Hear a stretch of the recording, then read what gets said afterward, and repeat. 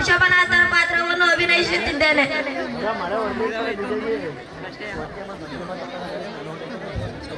ನನ್ನ ಹೆಸರು ಕುಶಾಲ್. ನಾನು ಮಾಡುತ್ತಿರುವುದು ದೇವೇಂದ್ರ. ನನ್ನ ಹೆಸರು ಚರಣ್. ನಾನು ವರುಣನ ಪಾತ್ರವನ್ನು ಮಾಡುತ್ತಿದ್ದೇನೆ.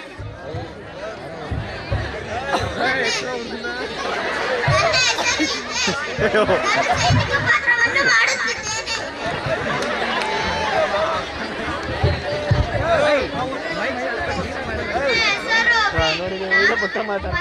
ತಮ್ಮಂದಿರ ಪಾತ್ರವನ್ನು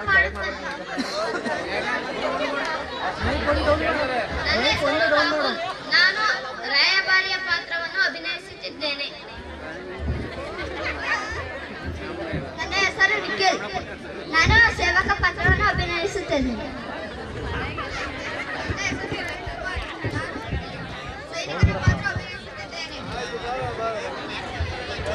ನನ್ನ ಹೆಸರು ಕಿರಣ್. ನಾನು ಬಾಹುಬಲಿ ಪಾತ್ರವನ್ನು ಮಾಡುತ್ತಿದ್ದೇನೆ. ನನ್ನ ಹೆಸರು ನಿತೇಶ್. ನಾನು ಭರತನ ತಮ್ಮಂದಿರ ಪಾತ್ರವನ್ನು ಅಭಿನಯಿಸುತ್ತಿದ್ದೇನೆ. ನನ್ನ ಹೆಸರು ಯತೀಶ್. ನಾನು ಭರತನ ತಮ್ಮ ಪಾತ್ರವನ್ನು ಅಭಿನಯಿಸುತ್ತಿದ್ದೇನೆ.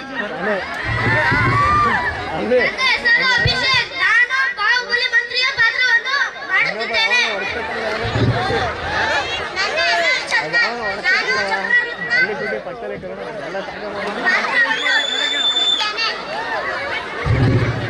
ನನ್ನ ಹೆಸರು ತರಣೀಶ್. ನಾನು ಭರತನ ಮಂತ್ರಿಯ ಪಾತ್ರವನ್ನು ಅಭಿನಯಿಸುತ್ತಿದ್ದೇನೆ. ನನ್ನ ಹೆಸರು ಲಿಖಿತ್. ನಾನು ಭರತನ ತಮ್ಮಂದಿರ ಪಾತ್ರವನ್ನು ಮಾಡುತ್ತಿದ್ದೇನೆ. ನನ್ನ ಹೆಸರು ಯಶವಂತ್. ಹೇಳು.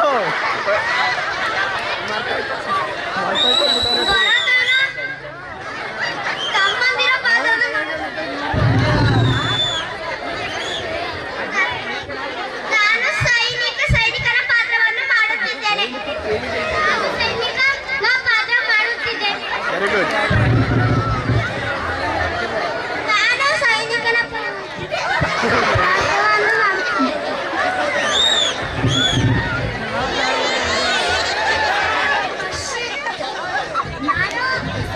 ಪಾತ್ರವನ್ನು ಮಾಡುತ್ತಿದ್ದೇನೆ. ನನ್ನ ಹೆಸರು ದಾದಾನ್. ನಾನು ಸೈನಿಕ ಪಾತ್ರವನ್ನು ಮಾಡುತ್ತಿದ್ದೇನೆ. ಭೂಮಂಡಲವನ್ನ ಆಳುತ್ತಾ ಇರುವ ಸಂದರ್ಭದಲ್ಲಿ ಅವನು ಮಹಾ ಧರ್ಮಾತ್ಮ ಆಗಿರ್ತಾನೆ. ಅವನಿಗೆ 100 ಜನ ಗಂಡು ಮಕ್ಕಳು, ಒಬ್ಬಳೇ ಮಗಳಿರ್ತಾನೆ. ಉಳಿದಂತೆ ಮೊದಲನೇ ಅವನು ಭರತ, ಎರಡನೇ ಅವನು ಬಾಹುಬಲಿ, ಹಾಗೆ ಇನ್ನು ಉಳಿದಂತಹ 99 ಜನ ಮಕ್ಕಳು ಋಷಭನಾಥನ ಮಕ್ಕಳು ರಾಜ್ಯವನ್ನ ಆಳ್ತಾ ಇರ್ತಾರೆ. ಹೀಗಿರುವಾಗ ಒಂದು ಸಲ ದೇವೇಂದ್ರನ ಸಭೆಯಲ್ಲಿ ಒಬ್ಬ ನರ್ತಕಿ ನೃತ್ಯವನ್ನ ಮಾಡ್ತಾ ಇರ್ತಾಳೆ. ಆಕೆ ತರುಣಿಯಾಗಿರ್ತಾಳೆ. ಆ ಸಂದರ್ಭದಲ್ಲಿ ಋಷಭನಾಥನು ಸಹ ಅಲ್ಲಿ ಆಸೀನವಾಗಿರ್ತಾನೆ. ನರ್ತಕಿ ನೃತ್ಯವನ್ನ ಮಾಡ್ತಾ ಇರ್ತಕ್ಕಂಥ ಸಂದರ್ಭದಲ್ಲಿ ಆಕಸ್ಮಿಕವಾಗಿ ಚಿಕ್ಕ ಪ್ರಾಯದ ಹುಡುಗಿ ಆಕಸ್ಮಿಕವಾಗಿ ಅದೇ ದೇವೇಂದ್ರನ ಸಭೆಯಲ್ಲಿ ಮರಣವನ್ನು ಹೊಂತಾಳೆ. ಇದನ್ನು ಗಮನಿಸಿದಂತಹ ಋಷಭನಾಥ ಮನಸ್ಸಿನಲ್ಲಿ ಜಿಗುಪ್ಸೆಯಾಗಿ, ಜೀವನದಲ್ಲಿ ವೈರಾಗ್ಯವಾಗಿ ತಾನು ರಾಜ್ಯ ಕೋಶಾದಿಗಳನ್ನೆಲ್ಲ ತನ್ನ ಮಕ್ಕಳಿಗೆ ದಾರೆ ಎರೆದು ಹಂಚಿ ಸುಖವಾಗಿ ಬಾಳಿ ಅಂತ ಹೇಳಿ ಹರಸಿ ಸನ್ಯಾಸವನ್ನ ಪಡ್ಕೊಳ್ತಾನೆ. ಮುಂದೆ ಏನಾಗುತ್ತದೆ, ತನ್ನ ರಾಜ್ಯಕ್ಕಾಗಿ ಅಣ್ಣ ತಮ್ಮಂದಿರು ಹೇಗೆ ಕಚ್ಚಾಡ್ತಾರೆ. ಈಗಿನ ನಿಜ ಜೀವನದಲ್ಲಿ ಅಂದರೆ ಕಲಿಯುಗದಲ್ಲಿ ಕೇವಲ 1 ಅಡಿ ಜಾಗಕ್ಕೂ ಕೂಡ ಅಣ್ಣ ತಮ್ಮಂದಿರು ಹೊಡೆದಾಡಿ ಕೋರ್ಟು ಕಚೇರಿ ಹತ್ತಿ ಕೊಲೆ ಸುಲಿಗೆ ಆಗೋದನ್ನ ನಾವು ನೋಡಿರ್ತೀವಿ. ಅದೇ ರೀತಿ ಈ ರಾಜರುಗಳ ಕಾಲದಲ್ಲಿಯೂ ಕೂಡ ಯಾವ ರೀತಿ ರಾಜ್ಯಕ್ಕಾಗಿ ಕಚ್ಚಾಡ್ತಾರೆ, ಕೊನೆಗೆ ಅವರಲ್ಲಿ ಯಾವ ರೀತಿಯ ಒಂದು ಪಶ್ಚಾತ್ತಾಪ ಆಗ್ತದೆ ಅಂತ ಹೇಳಿ ತಿಳಿಸುವಂತಹ ಒಂದು ಸುಂದರ ನಾಟಕ ಭರತೇಶ ವೈಭವ. ಈ ನಾಟಕದ ಬಗ್ಗೆ ನಮ್ಮ ವಿದ್ಯಾರ್ಥಿ ಸೂತ್ರಧಾರಿಯ ಒಂದು ಪಾತ್ರದಲ್ಲಿ ರಾಹುಲ್ ಪರಿಚಯ ಮಾಡಿಕೊಡ್ತಾನೆ. ದಯಮಾಡಿ ಆಲಿಸಿ. ಈ ನಾಟಕವನ್ನ ಕೇವಲ ಮಕ್ಕಳ ನಾಟಕ ಎಂದು, ಮಕ್ಕಳ ಅಭಿನಯ, ಇದನ್ನ ಮಾತ್ರ ನೀವು ಗಮನಿಸಿ ಪ್ರೋತ್ಸಾಹಿಸಬೇಕಾಗಿ ತಮ್ಮಲ್ಲಿ ಮನವಿ.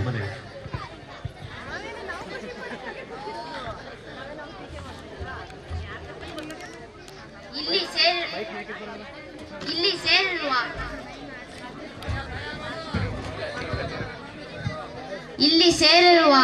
ನನ್ನ ಗುರು ಹಿರಿಯರಲ್ಲಿ, ತಂದೆ ತಾಯಿಯರಲ್ಲಿ, ಅಣ್ಣ ತಮ್ಮಂದಿರಲ್ಲಿ, ಅಕ್ಕ ತಂಗಿಯರಲ್ಲಿ, ಸ್ನೇಹಿತರಲ್ಲಿ ಹಾಗೂ ಸಮಸ್ತ ಸಭಿಕರಲ್ಲಿ ನನ್ನದೊಂದು ವಿನಯ ಪೂರ್ವಕ ಮನವಿ ಏನೆಂದರೆ, ನಿಮ್ಮ ಮುಂದಿನ ಬಾಲಕರಾದ ನಾವು ಅಭಿನಯಿಸಿರುವ ಈ ನಾಟಕವನ್ನು ದೊಡ್ಡ ದೊಡ್ಡ ಕಲಾವಿದರ ಮಟ್ಟಕ್ಕೆ ಹೋಲಿಕೆ ಮಾಡದೆ ನಮ್ಮ ಮಟ್ಟಕ್ಕೆ ಹೋಲಿಕೆ ಮಾಡಿ ವೀಕ್ಷಿಸಬೇಕಾಗಿ ಕೇಳಿಕೊಳ್ಳುತ್ತಿದ್ದೇನೆ. ನಾವು ಅಭಿನಯಿಸುವ ಅಭಿನಯದಲ್ಲಿ ಈಗ ತಾನೇ ಅಂಬೆಗಾಲಿಡುತ್ತಿರುವ ನಮಗೆ ಸಿಕ್ಕ ಈ ಸ್ವಲ್ಪ ಸಮಯದಲ್ಲಿ ತರಬೇತಿ ಪಡೆದು ನಮ್ಮ ಶಕ್ತಿಗೂ ಮೀರಿ ಅಭಿನಯಿಸಿದ್ದೇವೆ. ನಾವು ಅಭಿನಯಿಸಿರುವ ಭರತ ಬಾಹುಬಲಿ ಎಂಬ ನಾಟಕದಲ್ಲಿ ಬರುವ ಅಣ್ಣ ತಮ್ಮಂದಿರು ರಾಜ್ಯಕ್ಕಾಗಿ ಹೇಗೆ ಕಚ್ಚಾಡುತ್ತಾರೆ, ಒಂದೇ ತಾಯಿಯ ಮಕ್ಕಳು ಎಂಬುದನ್ನು ಮರೆತು ಯಾವ ರೀತಿಯ ಯುದ್ಧ ಮಾಡುತ್ತಾರೆ, ಕೊನೆಗೆ ಅವರಲ್ಲಿ ಯಾವ ರೀತಿಯ ಪಶ್ಚಾತ್ತಾಪವಾಗುತ್ತದೆ ಎಂಬುದನ್ನು ತಿಳಿದು ನಿಮ್ಮ ನಿಜ ಜೀವನದಲ್ಲಿ ಅಣ್ಣ ತಮ್ಮಂದಿರಾದ ನೀವುಗಳು ಆಸ್ತಿಗಾಗಿ ಕಿತ್ತಾಡದೆ ಒಂದೇ ಒಂದು ಕುಟುಂಬದಲ್ಲಿ ಬದಲಾಗಿ ಜೀವನ ನಡೆಸಿದರೆ ನಮ್ಮ ಗುರುಗಳು ನಮಗೆ ತರಬೇತಿ ನೀಡಿ ನಿಮ್ಮ ಮುಂದಿನ ಬಾಲಕರಾದ ನಾವು ಅಭಿನಯಿಸಿದ್ದಕ್ಕೆ ಸಾರ್ಥಕವಾಗುತ್ತದೆ. ನಾವು ಅಭಿನಯಿಸಿರುವ ಈ ನಾಟಕದಲ್ಲಿ ಆಡುವ ಮಾತಿನಲ್ಲಾಗಲಿ ಮಾಡುವ ಅಭಿನಯದಲ್ಲಾಗಲಿ ತಪ್ಪು ಕಂಡು ಬಂದಲ್ಲಿ ದೊಡ್ಡವರಾದ ನೀವುಗಳು ಕ್ಷಮಿಸಿ ಪುಟ್ಟ ಬಾಲಕರಾದ ನಮಗೆ ಪ್ರೋತ್ಸಾಹಿಸಬೇಕಾಗಿ ತಮ್ಮಲ್ಲಿ ಅತಿ ವಿನಯದಿಂದ ಕೇಳಿಕೊಳ್ಳುತ್ತಿದ್ದೇನೆ. ಇನ್ನು ನಾಟಕವನ್ನು ನೋಡಿ ಆನಂದಿಸಿ ಪ್ರೋತ್ಸಾಹಿಸಿ. ಧನ್ಯವಾದಗಳು.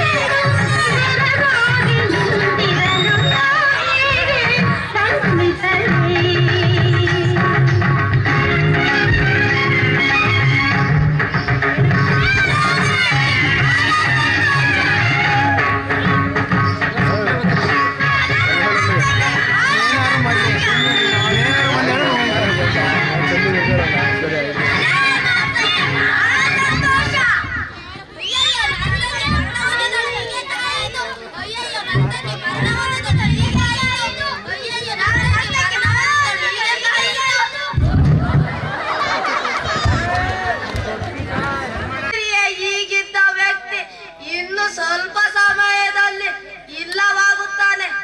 ಆಗಿದ್ದ ಮೇಲೆ ಈ ಜಗತ್ತು ನಶ್ವರ ಅಂದ ಮೇಲೆ ನಾನು ಏಕೆ ಸುಮ್ಮನೆ ನಾನು ನನ್ನ ರಾಜ್ಯ ಸಂಪತ್ತು ಧನ ಕನಕ ಮಡದಿ ಮಕ್ಕಳು ನಾನು ನನ್ನದು ಎಂದು ಏಕೆ ಬಡಿದಾಡಬೇಕು?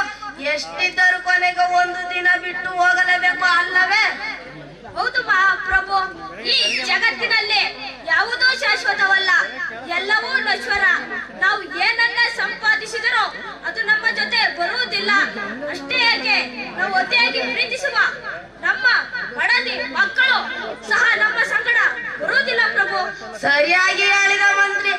ಆಗಿದ್ದ ಮೇಲೆ ಈ ರಾಜ್ಯ ಕೋಶಾದಿಗಳನ್ನು ಇಟ್ಟುಕೊಂಡು ಮೋಹಕ್ಕೆ ಒಳಗಾಗಿ ಅಲ್ಪನಾಗುವ ಬದಲು ನನ್ನ ಸಾಮ್ರಾಜ್ಯವನ್ನೆಲ್ಲ ನನ್ನ ಮಕ್ಕಳಿಗೆ ಹಂಚಿ ವನವಾಸಕ್ಕೆ ತೆರಳಿ ತಪಸ್ಸುಗೈಯುತ್ತೇನೆ. ಈಗಲೇ ನನ್ನ ಎಲ್ಲ ಮಕ್ಕಳನ್ನು ರಾಜ್ಯಸಭೆ ಕರೆಯಿಸು. ಅಪ್ಪಣೆ, ತಮ್ಮ ಇಷ್ಟದಂತೆ ಆಗಲಿ ಪ್ರಭು.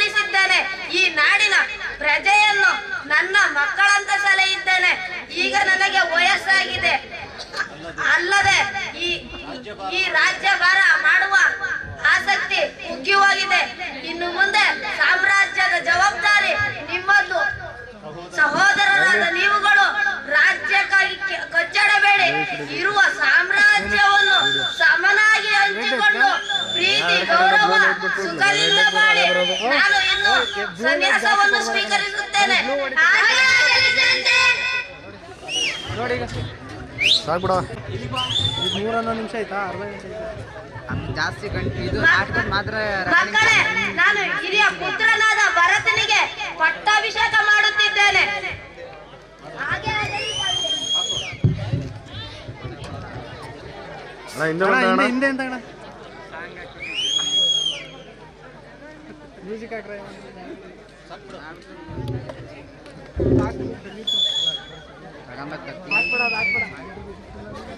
ಮಹಾರಾಜ, ನಮ್ಮ ಆಯುಧ ಶಾಲೆಯಲ್ಲಿ ಚಕ್ರರತ್ನೊಂದು ಉದ್ಭವಿಸಿದೆ. ಬಹಳ ಸಂತೋಷ. ಮಹಾರಾಜ, ಚಕ್ರರತ್ನವನ್ನು ಹೊಂದಿರುವ ನೀನು ಕ್ಷತ್ರಿಯನಾಗಿ ಸುಮ್ಮನೆ ಕೂರುವಂತಿಲ್ಲ. ಚಕ್ರರತ್ನವನ್ನು ಮುಂದಾಗಿಟ್ಟುಕೊಂಡು ಜಗತ್ತಿನ ದಿಗ್ವಿಜಯವನ್ನು ಸಾಧಿಸಬೇಕು. ಹೇ ಮಂತ್ರಿ, ಸಮಯೋಚಿತವಾದ ಮಾತನ್ನೇ ಹೇಳಿದೆ. ಯುದ್ಧ ಕ್ಷತ್ರಿಯರ ಧರ್ಮ, ನಮ್ಮದು ವೀರ ಪರಂಪರೆ. ಅಲ್ಲದೆ ಇಡೀ ಜಗತ್ತನ್ನೇ ಗೆಲ್ಲುವ ಪರಮ ಶ್ರೇಷ್ಠವಾದ ಚಕ್ರರತ್ನ ನನ್ನ ಬಳಿಯಲ್ಲಿರುವಾಗ ನನಗೆ ಯಾವ ಚಿಂತೆ? ಇಡೀ ಜಗತ್ತನ್ನೇ ಗೆದ್ದು ಚಕ್ರಾಧಿಪತಿ ಆಗುತ್ತೇನೆ. ದಿಗ್ವಿಜಯಕ್ಕೆ ಹೊರಡಲು ಸೈನ್ಯವನ್ನು ಸಿದ್ಧಪಡಿಸಿ ನಾಳೆ ದಂಡಯಾತ್ರೆ ಶುರುವಾಗಲಿ. ತಮ್ಮ ಅಪ್ಪಣೆಯಂತೆ ಆಗಲಿ ಪ್ರಭು.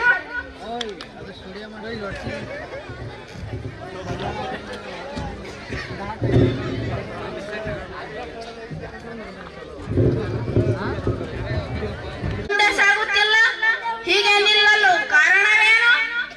ಮಹಾಪ್ರಭು, ಇದು ಪೌದಲಾಪುರ ಎಂಬ ರಾಜ್ಯ. ಇದನ್ನು ಆಳುತ್ತಿರುವುದು ತಮ್ಮ ಸಹೋದರ ಯುವರಾಜ ಬಾಹುಬಲಿ. ನೀವು ಅವರೊಂದಿಗೆ ಯುದ್ಧದಲ್ಲಿ ಗೆದ್ದಿಲ್ಲ.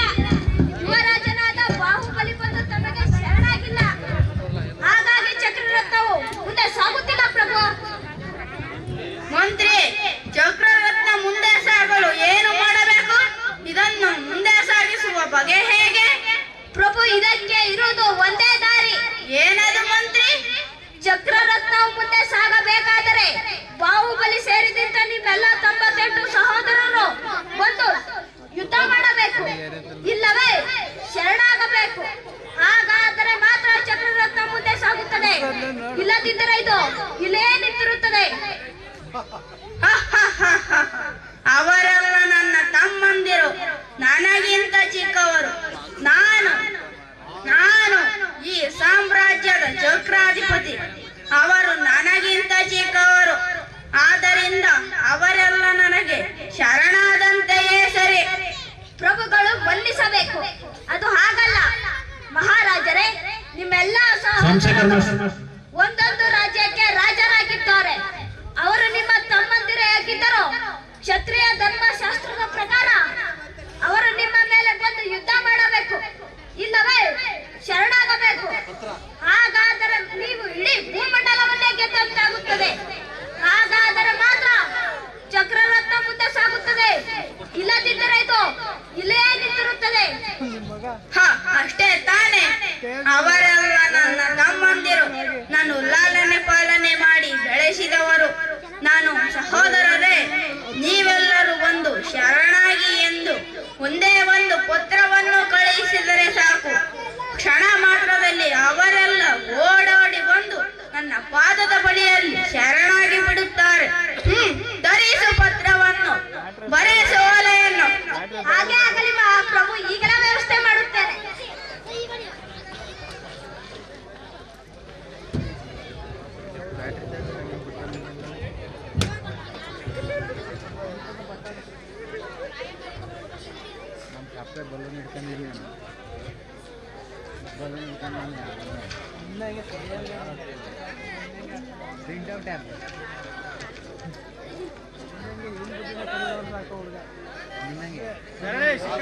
ಯಾರಲ್ಲಿ?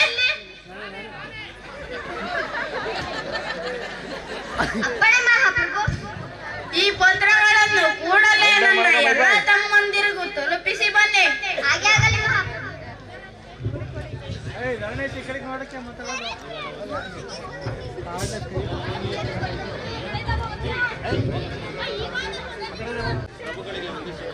ಪ್ರಭುಗಳಿಗೆ ವಂದಿಸುವೆನು. ನಿಮ್ಮ ಸಹೋದರರಾದ ಭರತ ಚಕ್ರವರ್ತಿ ಚಂದ ಇಂದ ಬಾ. ಚಂದು ಸ್ಟ್ಯಾಂಡ್ ಸ್ವಲ್ಪ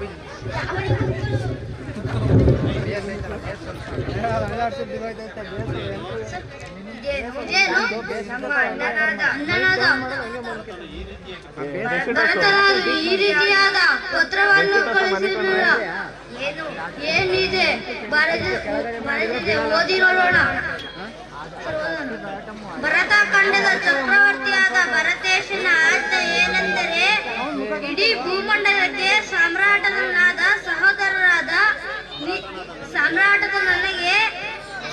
ಸಹೋದರರಾದ ನೀವೆಲ್ಲರೂ ಈ ತಕ್ಷಣವೇ ಕಪ್ಪ ಕಾಣಿಕೆಯೊಂದಿಗೆ ಬಂದು ನನಗೆ ಶರಣಾಗತಕ್ಕದ್ದು. ಇಂತಿ ಭರತೇಶ ಚಕ್ರವರ್ತಿ. ಇದೇನು ಅಣ್ಣನಾದ ಭರತನು ಈ ರೀತಿ ಪತ್ರವನ್ನು ಕಳಿಸಿದಲ್ಲ. ಇರಲಿ. ಯುವರಾಜ ಬಾಹುಬಲಿ ಅವರಿಗೆ ನಿಮ್ಮ ಸಹೋದರರಾದ ಭರತ ಚಕ್ರವರ್ತಿ ಮುಖ ಕಾಣ್ತಲ್ಲ ಕಣ ಒಂದು. ಇದೇನು ನನ್ನ ಅಣ್ಣನಾದ ಭರತನು ಪತ್ರವನ್ನು ಬರೆದಿರುವನಲ್ಲ. ಏನು ಬರೆದಿದೆ ಓದಿ ನೋಡೋಣ. ಭರತ ಖಂಡದ ಚಕ್ರವರ್ತಿಯಾದ ಭರತೇಶನ ಆಜ್ಞೆ ಏನೆಂದರೆ, ಇಡೀ ಭೂಮಂಡಲಕ್ಕೆ ಸಾಮ್ರಾಟನಾದ ನನಗೆ ಸಹೋದರರಾದ ನೀವೆಲ್ಲರೂ ಈ ತಕ್ಷಣವೇ ಕಪ್ಪ ಕಾಣಿಕೆಯೊಂದಿಗೆ ಬಂದು ನನಗೆ ಶರಣಾಗತಕ್ಕದ್ದು. ಇಂತಿ ಭರತೇಶ ಚಕ್ರವರ್ತಿ. ಇದೇನು ಇವನು ನನ್ನ ಅಣ್ಣನಾಗಿ ಕೇಳಿದ್ದರೆ ನನ್ನ ಪ್ರಾಣವನ್ನೇ ಕೊಡುತ್ತಿದ್ದೆ. ಆದರೆ ಚಕ್ರವರ್ತಿ ಎಂದು ಬರೆದಿರುವನಲ್ಲ. ಇರಲಿ, ಅವನಿಗೆ ತಕ್ಕ ಪಾಠವನ್ನೇ ಕಲಿಸುತ್ತೇನೆ.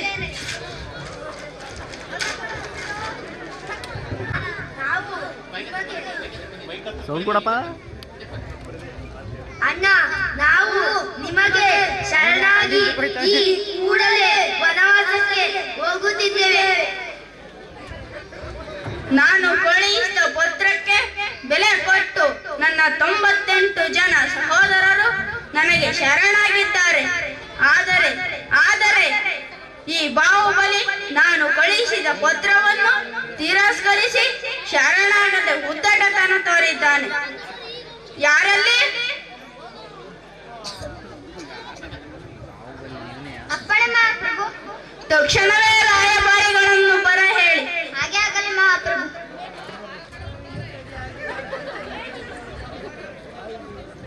ಪ್ರಭುಗಳಿಗೆ ವಂದಿಸುವೆನು. ರಾಯಭಾರಿಗಳೇ, ನಾನು ದಿಗ್ವಿಜಯ ಸಾಧಿಸಲು ಹೊರಟಿರುವುದು ತಮಗೆ ತಿಳಿದೇ ಇದೆ ಅಲ್ಲವೇ? ಹೌದು ಪ್ರಭು, ತಿಳಿದಿದೆ. ಈ ದಿಗ್ವಿಜಯದಲ್ಲಿ ಈ ಭೂಮಂಡಲದ ಘಟಾನುಘಟಿಗಳಾದ ದೊಡ್ಡ ದೊಡ್ಡ ರಾಜರನ್ನೇ ಗೆದ್ದಿರುವ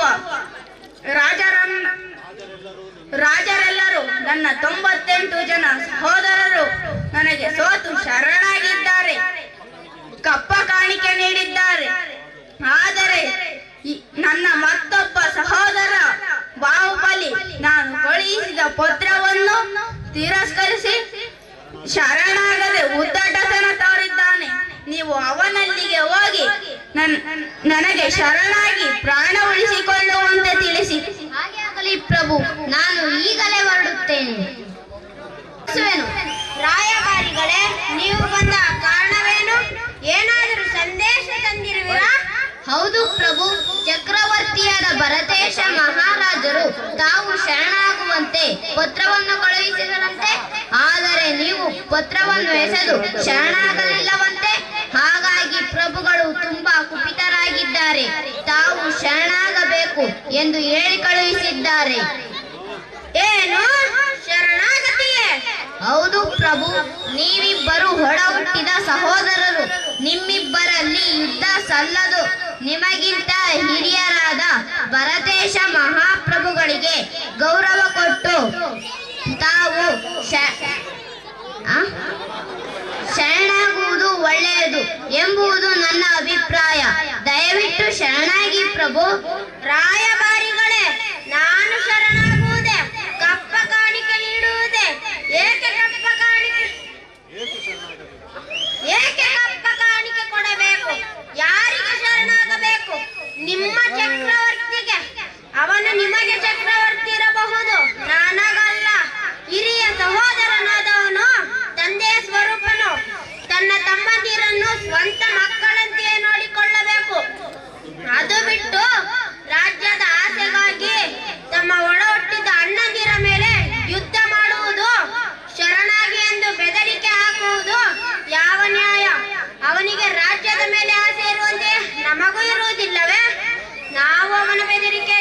ಮಾಡುವವರಲ್ಲ. ನಮ್ಮ ತಾಯಿ ಅವನನ್ನು ಹೇಗೆ ಗಂಡು ಮಗ ಎಂದು ಜನ್ಮ ನೀಡಿದ್ದಾಳೋ ನಮಗೂ ಹಾಗೆ ಜನ್ಮ ನೀಡಿದ್ದಾಳೆ. ನಮ್ಮನ್ನು ಗಂಡು ಮಗನೆಂದೇ ಹೆತ್ತಿದ್ದಾಳೆ. ಅವನಿಗೆ ಹೋಗಿ ತಿಳಿಸಿ ಅವನನ್ನು ಎದುರಿಸುವ ಧೈರ್ಯ, ಶಕ್ತಿ, ಸಾಹಸ ನಮಗೂ ಇದೆ. ಅವನಿಗೆ ಹೋಗಿ ಹೇಳಿ ಶರಣಾಗುವ ಮಾತೇ ಇಲ್ಲ. ನಾವು ತೀರ್ಮಾನಿಸಿ ಆಗಿದೆ, ಯುದ್ಧವೇ ಅಂತಿಮ.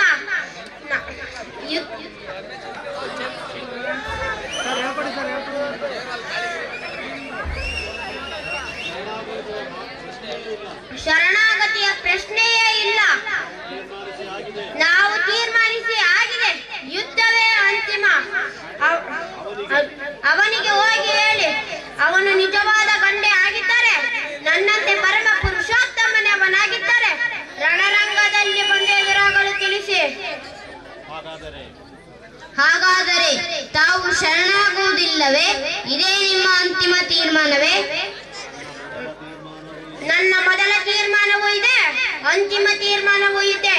ಯುದ್ಧ ಎಂದು ತೀರ್ಮಾನಿಸಿ ಆಗಿದೆ, ಯುದ್ಧ ಮಾಡಿಯೇ ತೀರುತ್ತೇನೆ. ಯುದ್ಧ ಬೇಡ ಪ್ರಭು, ಮತ್ತೊಮ್ಮೆ ಚೆನ್ನಾಗಿ ಯೋಚಿಸಿ. ರಾಯಭಾರಿಗಳೇ, ಹಿರಿಯ ಸಹೋದರನಾದವನು ತನ್ನ ತಮ್ಮಂದಿರನ್ನು ಸ್ವಂತ ಮಕ್ಕಳಂತೆ ನೋಡಿಕೊಳ್ಳಬೇಕು. ಮನುಷ್ಯನಿಗೆ ಆಸೆ ಇರಬೇಕು, ಆದರೆ ದುರಾಸೆ ಇರಬಾರದು. ನಮಗೆ ಇರುವುದರಲ್ಲಿಯೇ ತೃಪ್ತಿ ಹೊಂದಬೇಕು. ಅವನು ರಾಜ್ಯದ ಆಸೆಗೆ ಬಲಿಯಾಗಿದ್ದಾನೆ. ಅವನಿಗೆ ಕಣ್ಣು ಕುರುಡಾಗಿದೆ, ಬುದ್ಧಿ ಮಂಕಾಗಿದೆ. ಯಾರು ಏನು ಹಿತವಚನ ಹೇಳಿದರೂ ಅವನು ಕೇಳುವುದಿಲ್ಲ. ಅವನು ಯುದ್ಧವನ್ನು ಬಯಸಿದ್ದಾನೆ. ರಣರಂಗದಲ್ಲಿಯೇ ತೀರ್ಮಾನವಾಗಲಿ ಬಿಡಿ. ನಾವು ನಿಮ್ಮ ತಂದೆಯ ಆಶ್ರಯದಲ್ಲಿ ಬೆಳೆದವರು. ರಾಜ್ಯಕ್ಕಾಗಿ ಅಣ್ಣ ತಮ್ಮಂದಿರಾದ ನೀವು ಯುದ್ಧ ಮಾಡುವುದು ನಮಗೆ ಏಕೋ ಸರಿ ಕಾಣಿಸುತ್ತಿಲ್ಲ. ಹಾಗಾಗಿ ಯುದ್ಧವನ್ನು ಕೈಬಿಟ್ಟು ತಾವು ಶರಣಾಗುವುದು ಒಳ್ಳೆಯದು ಎಂಬುದು ನನ್ನ ಅಭಿಪ್ರಾಯ. ದಯವಿಟ್ಟು ಶರಣಾಗಿ ಪ್ರಭು. ರಾಯಭಾರಿಗಳೇ, ಈ ರಾಜ್ಯ ನನಗೆ ನನ್ನ ಅಣ್ಣ ನೀಡಿದ ರಾಜ್ಯವಲ್ಲ, ನನ್ನ ತಂದೆ ನನಗೆ ನೀಡಿರುವ ರಾಜ್ಯ. ನಮ್ಮ ಅಣ್ಣನಾದ ಭರತನು ರಾಜ್ಯದ ಆಸೆಗೆ ನಮ್ಮ ರಾಜ್ಯದ ಮೇಲೆ ಕಣ್ಣು ಹಾಕಿದ್ದಾನೆ. ಅವನಿಗೆ ರಾಜ್ಯ ಬೇಕಿದ್ದರೆ ಯುದ್ಧ ಮಾಡಿ ಪಡೆಯಲಿ, ಶರಣಾಗುವ ಮಾತೇ ಇಲ್ಲ. ಯುದ್ಧದಲ್ಲಿ ನಾನೇ ಗೆದ್ದರು ಅಥವಾ ನಮ್ಮಣ್ಣನೇ ಗೆದ್ದರು, ನಮ್ಮ ತಂದೆ ನನಗೆ ನೀಡಿರುವ ರಾಜ್ಯ ನಮ್ಮಲ್ಲಿಯೇ ಉಳಿಯುತ್ತದೆ. ಅವನಿಗೆ ಹೋಗಿ ತಿಳಿಸಿ, ಅವನಿಗೆ ಯುದ್ಧಕ್ಕೆ ಸಿದ್ಧನಾಗಲು ತಿಳಿಸಿ. ನೀವಿನ್ನು ಹೊರಡಬಹುದು. ಹಾಗೆ ಆಗಲಿ ಪ್ರಭು, ನಾನಿನ್ನು ಬರುತ್ತೇನೆ. ರಾಯಭಾರಿಗಳೇ, ಹೋದ ಸಮಾಚಾರವೇನಾಯಿತು? ಹೋದ ಕಾರ್ಯವೇನಾಯಿತು? ಪ್ರಭುಗಳು ಮನ್ನಿಸಬೇಕು, ಸಂಧಾನ ವಿಫಲವಾಯಿತು. ಯುವರಾಜ ಬಾಹುಬಲಿಯವರು ಶರಣಾಗಲು ಒಪ್ಪಲಿಲ್ಲ. ಯುದ್ಧವನ್ನೇ ಮಾಡಲು ತೀರ್ಮಾನಿಸಿದ್ದಾರೆ. ಏನು, ಯುದ್ಧವನ್ನೇ ಮಾಡುತ್ತಾನಂತೆಯೇ? ನಾನು ನನ್ನ ಸೋದರ ವಾತ್ಸಲ್ಯದಿಂದ ಸಂಧಾನ ಮಾಡಲು ಬಯಸಿದೆ. ಅನ್ಯಾಯವಾಗಿ ಸಾಯುತ್ತಾನಲ್ಲ, ಪಾಪ, ಬದುಕಿಕೊಳ್ಳಲಿ ಎಂದು ಬಯಸಿದೆ. ಆದರೆ ಅವನು ಈ ಭರತ ಚಕ್ರವರ್ತಿಯನ್ನೇ ಎದುರು ಹಾಕಿಕೊಳ್ಳುವ ದುಸ್ಸಾಹಸಕ್ಕೆ ಕೈ ಹಾಕಿದ್ದಾನೆ. ವಿನಾಶಕಾಲೇ ವಿಪರೀತ ಬುದ್ಧಿ. ಮಂತ್ರಿ, ಯುದ್ಧಕ್ಕೆ ಹೊರಡಲು ಸಕಲ ಸಿದ್ಧತೆ ಮಾಡಿ. ಈ ಭೂಮಂಡಲದಲ್ಲಿರುವ ಚಂಡ ಪ್ರಚಂಡ ಜಗಜಟ್ಟಿ ಮಲ್ಲರು, ಘಟಾನುಘಟಿ ರಾಜರನ್ನೇ ಗೆದ್ದಿರುವ ಈ ಚಕ್ರವರ್ತಿಗೆ ಯಕ್ಕಷ್ಟೇ ನನ್ನ ತಮ್ಮ ಯಾವ ಲೆಕ್ಕ? ಕ್ಷಣಾರ್ಧದಲ್ಲಿ ಗಾಳಿಗೆ ಸಿಕ್ಕ ತರಗಲೆಯಂತೆ ತೂರಿ ಬಿಡುತ್ತೇನೆ. ಮೊಳಗಲಿ ರಾಣಕಾಳೆ, ಬಾರಿಸು ನಗಾರಿಯನ್ನು. ಹಾಗೆ ಆಗಲಿ ಮಹಾಪ್ರಭು. ಆ ದುರಂಕಾರಿಗೆ ತಕ್ಕ ಪಾಠವನ್ನೇ ಕಲಿಸುತ್ತೇನೆ. ಮಂತ್ರಿ, ಯುದ್ಧಕ್ಕೆ ಹೊರಡಲು ಸಿದ್ಧತೆ ಮಾಡು. ಹಾಗೆ ಆಗಲಿ ಮಹಾಪ್ರಭು, ಈಗಲೇ ವ್ಯವಸ್ಥೆ ಮಾಡುತ್ತೇನೆ. ಸಂಬಂಧಿಸಿದ್ದು ಈ ಘನಘೋರ ಯುದ್ಧದಲ್ಲಿ ಅಮಾಯಕರಾದ ಸೈನಿಕರು ಸಾಯುವುದು ಬೇಡ. ಯುದ್ಧ ಏನಿದ್ದರೂ ನಮ್ಮಿಬ್ಬರ ನಡುವೆಯೇ ನಡೆಯಲಿ. ಭಲೇ ಸಹೋದರ, ಸರಿಯಾದ ಮಾತನ್ನೇ ಹೇಳಿದೆ. ಹಾಗೇ ಆಗಲಿ. ನಾನು ಎಲ್ಲದಕ್ಕೂ ಸಿದ್ಧವಾಗಿಯೇ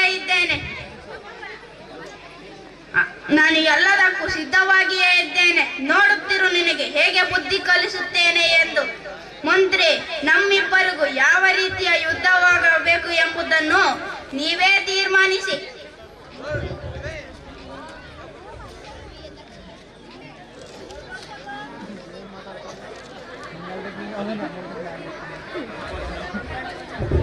ಮಹಾರಾಜರೇ, ಮಹಾರಾಜರೇ, ಯುವ ರಾಜರೇ, ನಿಮ್ಮಿಬ್ಬರಿಗೂ 3 ರೀತಿಯ ಯುದ್ಧಗಳನ್ನು ಮಾಡಲು ತೀರ್ಮಾನಿಸಿದ್ದೇವೆ. ಮೊದಲನೆಯ ಯುದ್ಧ ದೃಷ್ಟಿ ಯುದ್ಧ, ಎರಡನೆಯದು ಜಲಯುದ್ಧ, ಮೂರನೆಯದು ಬಲ ಯುದ್ಧ. ಈ 3 ಯುದ್ಧಗಳಿಗೆ ತಮ್ಮ ಒಪ್ಪಿಗೆ ಇದೆಯೇ? ಹಾಗೆ ಆಗಲಿ. ನಾನು ಈ ನಾಡಿನ ಚಕ್ರವರ್ತಿ, ಸಕಲ ವಿದ್ಯಾ ಪಾರಂಗತ. ನಾನು ಎಲ್ಲದಕ್ಕೂ ಸಿದ್ಧವಾಗಿಯೇ ಇದ್ದೇನೆ. ಅವನನ್ನು ಕೇಳಿ ಮಂತ್ರಿಗಳೇ. ಯುವರಾಜರೇ, ಈ 3 ಯುದ್ಧಗಳಿಗೆ ತಮ್ಮ ಒಪ್ಪಿಗೆ ಇದೆಯೇ? ನನ್ನ ಒಪ್ಪಿಗೆ ಇದೆ ಮಂತ್ರಿಗಳೇ. ಮಹಾರಾಜರೇ, ನೀವಿತ್ತ ಬನ್ನಿ. ಯುವರಾಜರೇ, ನೀವಿತ್ತ ಬನ್ನಿ. ನೀವಿಬ್ಬರು ಪರಸ್ಪರ ಎದುರು ಬದಲಾಗಿ ನಿಲ್ಲಿ. ಈ ಯುದ್ಧದಲ್ಲಿ ಒಬ್ಬರನ್ನೊಬ್ಬರು ದೃಷ್ಟಿಸಿ ನೋಡಿ. ಈ ಯುದ್ಧದಲ್ಲಿ ಕಣ್ಣನ್ನು ಮಿಟುಕಿಸದೆ ಯಾರು ಹೆಚ್ಚು ಹೊತ್ತು ನೋಡುವರೋ ಅವರ ಈ ಯುದ್ಧದಲ್ಲಿ ಗೆದ್ದಂತೆ.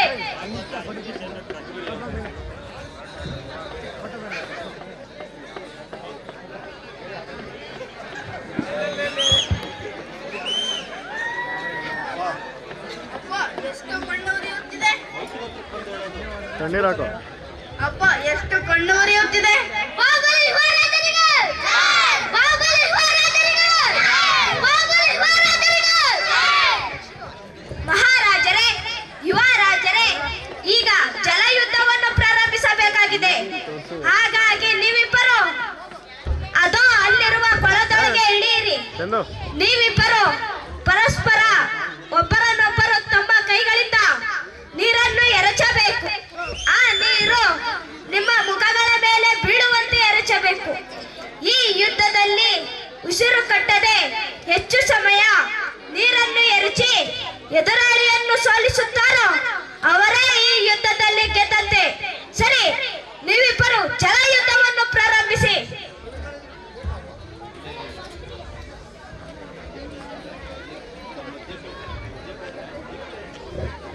ಅಣ್ಣ ಬಾಣ ಹಿಂದೆ ಬಾಣ.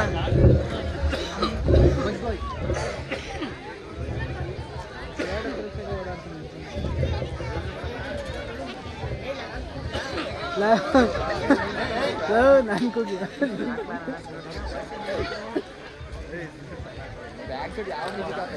ಅಪ್ಪ, ಎಷ್ಟು ಉಸಿರುಗಟ್ಟದಂತೆ ಆಗುತ್ತಿದೆ.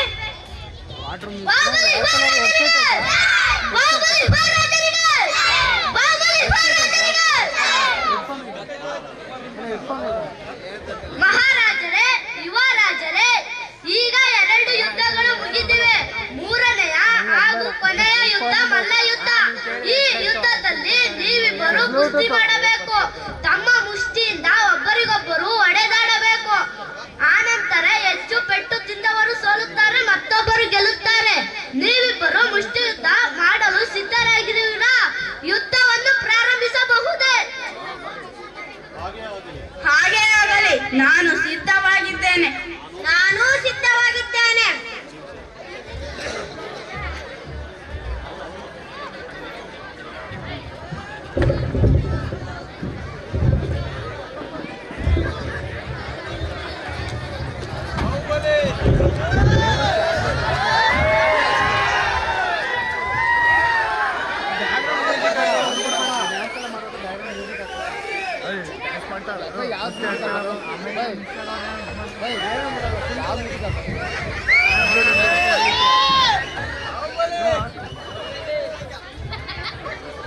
ಸಿಂಪಲ್ ಕೊಡುವ ಯುದ್ಧ ಎಲ್ಲ ಆಟ ಅಂತ.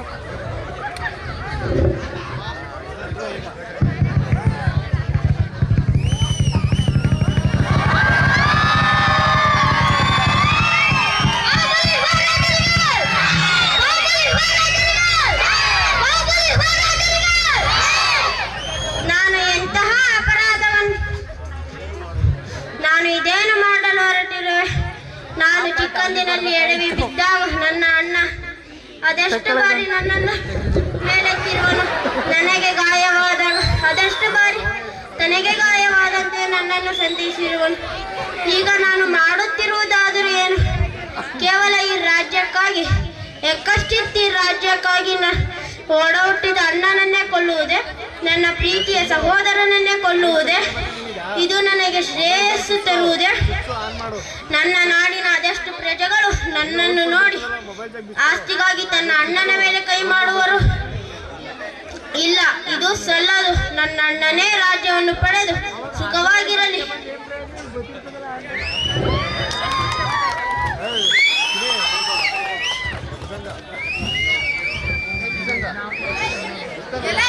ಎಲೈ ಚಕ್ರವೇ, ಹೋಗು, ಬಾಹುಬಲಿಯನ್ನು ಸಂಹಾರ ಮಾಡು.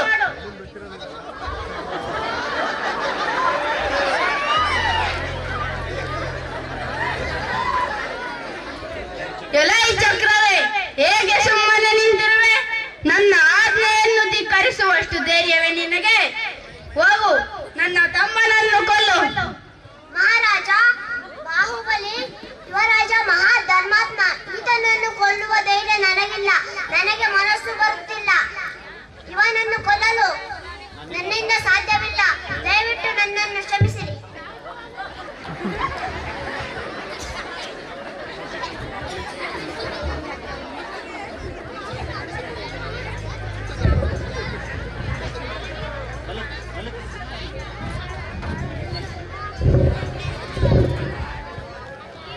ಅಣ್ಣ, ದಯಮಾಡಿ ನನ್ನನ್ನು ಕ್ಷಮಿಸು.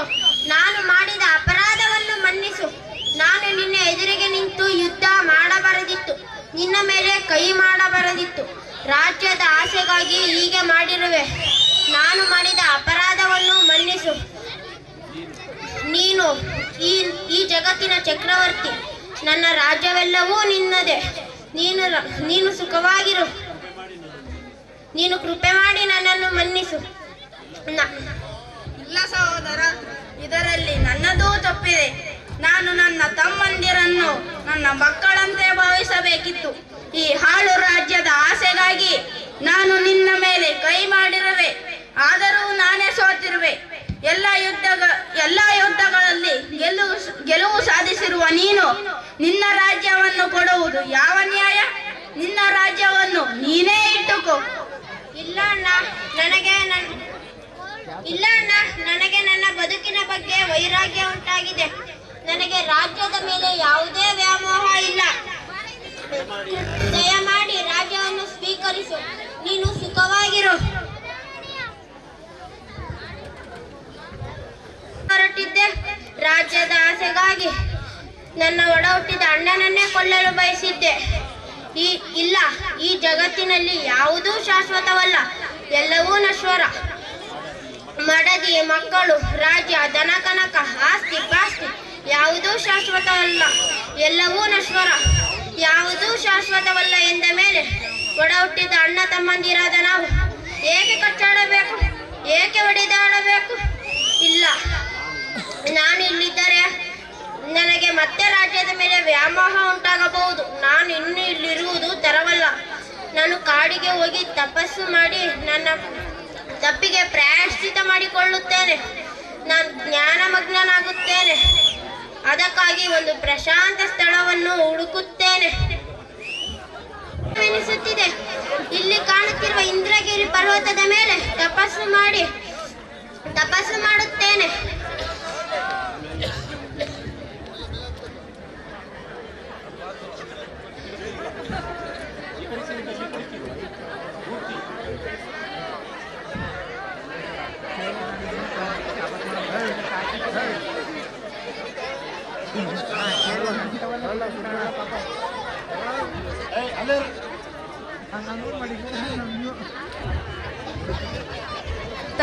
ತಂದೆಯೇ, ದಯವಿಟ್ಟು ತಮ್ಮ ದರ್ಶನ ಭಾಗ್ಯವನ್ನು ಕರುಣಿಸಿ. ಪುತ್ರನೇ, ಅವನ ಮನಸ್ಸಲ್ಲಿ ಇದು ನನ್ನ ರಾಜ್ಯವಲ್ಲ ಎಂದು ಮನಸ್ಸಿನಲ್ಲಿ ಚಿಂತಿತನಾಗಿದ್ದಾನೆ. ಅವನಲ್ಲಿ ಹೋಗಿ ನೀನು ಪ್ರಾರ್ಥಿಸು. ಅವನು ಕೈವಲ್ಯವನ್ನು ಪಡೆದುಕೊಳ್ಳುತ್ತಾನೆ.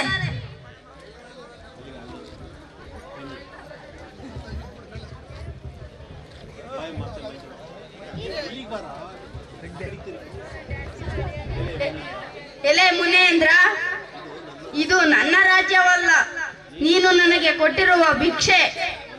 ಮನಸ್ಸಿನಲ್ಲಿ ಯಾವುದೇ ಚಿಂತೆಯನ್ನು ಇಟ್ಟುಕೊಳ್ಳದೆ ಕೈವಲ್ಯವನ್ನು ಪಡೆದುಕೋ.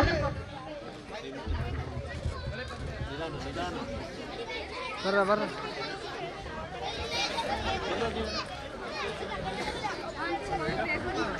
ಇಲ್ಲ ಇಲ್ಲ ಸಿಕ್ಬೇಕು ಸುಮ್ಮನೆ.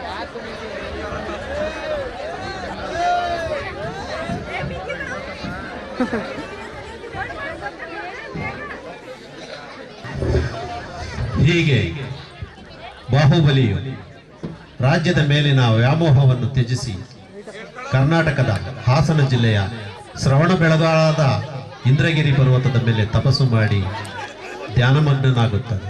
ತಾವು ಇಂದಿಗೂ ಸಹ ಭೇಟಿ ನೀಡಿದಾಗ ಬಾಹುಬಲಿಯ ವಿಗ್ರಹವನ್ನು ವೀಕ್ಷಿಸಬಹುದು. ಧನ್ಯವಾದಗಳು.